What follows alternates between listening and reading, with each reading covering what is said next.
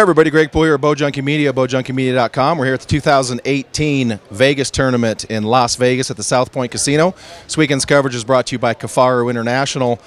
We're here with Chance Beaubouef. He's won this tournament a bunch. He's widely recognized as one of the best indoor archers pretty much ever.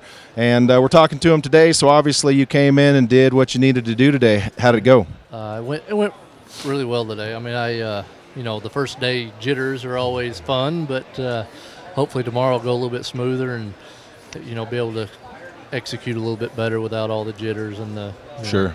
So obviously you got the 300 day, you got 26 X's, I did, which is solid under any conditions. So wanted to talk with you a little bit. You know, obviously you've been here so many times. I could ask you the same stuff that's been asked 1,000 times, but you and I were talking before we got on, and one of the new rules for the championship division here in Vegas is at half you have to change your target out. And so for a guy like Jesse Broadwater who shoots a ginormous dot, he doesn't see a hole anywhere anyway. Yeah. And so for him it's always a new target. Yeah, absolutely. But for a guy like you, it's a different story. It is. You know, I use holes, you know, in the target face. I use them much like 3D shooters use arrows. Right. You know? So I'm aiming off of them. If I know one hole's like at 1 o'clock in the X or whatever, you know, subconsciously I know that, and I'm aiming off of that. And it's a comfort thing whenever I get the middle shot out. You know, my pin gets in the middle of that black hole, and I just kind of do my thing and execute. And whenever we get a new face, there's always a little bit of jitters. Sure. You know, there's always but just because of, you know, I'm really searching for the middle because I don't shoot a lot of lens power. Right. I can't really see the X ring or the 10 ring. What sort of power do you shoot? 4 power. Okay. And it's really just enough that, you know, I every now and then if the lighting's good, I can see the 10 ring, but in here it's kind of dull. The lights are really high. The ceiling's really high, so you know I really can't see the 10 ring. So whenever I get arrow holes in there, it's really beneficial to me. Sure. But you know, to guys that shoot a big black dot, and that's what they're you know, it's what they see normally. I think it's it's a little bit of an advantage. But, sure. But it adds a little something different to. Right. Something different to the game. And so normally I don't know about you, but like for myself, I have the whole switching from top to bottom or bottom to top, first and after the half. Oh, absolutely. Little bit of, all right, how do I respond to this? Like for me, when I go from top to bottom, stuff fires quick. Yeah. And so that's kind of standard. So how did you, this is obviously the first year it's happened, so how did you manage both the either top to bottom, bottom to top, and the new target? I mean, what's your mentality there? Because once you're 15 arrows in, you're pretty much just on cruise control. Yeah, I mean, you're just, you know, when you're here, you're just getting the jitters gone. You know, you're really starting to try and hit cruise control.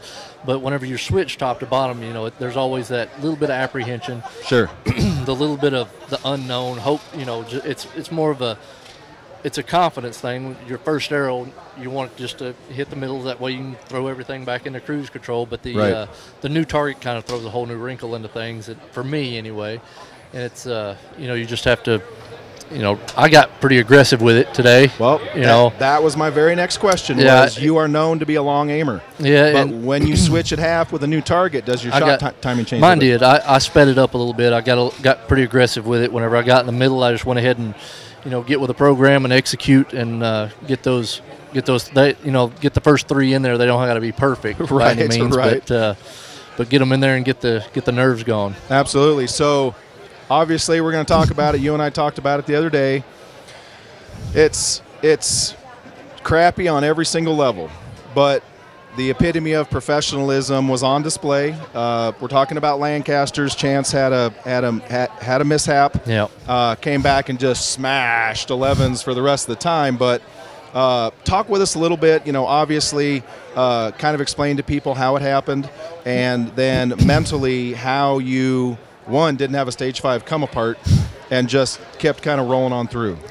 Well, I mean, it's I really don't know what happened, to be honest with you. I mean, I don't know if something got, like a piece of whatever got in between the moon and the seer on the release. I really don't know.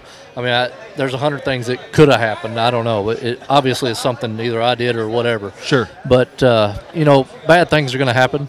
It's how you respond to them. Right. You know, there's no reason in me throwing a fit up there and pouting and stomping ruining my all foot. the arrows after it, and affecting, and affecting Paul. Sure. You got to be respectful of the guy you're shooting against. I mean, there's no sense in me standing up there and trying to be the center of attention. So Sure.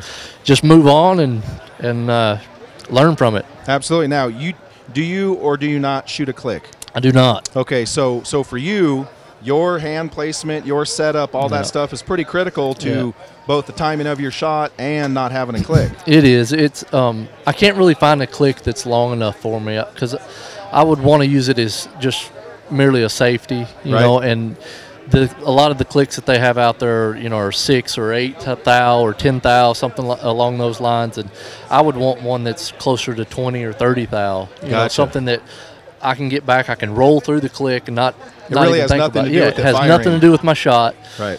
Hit the click as soon as I hit full draw and roll through it and get comfortable.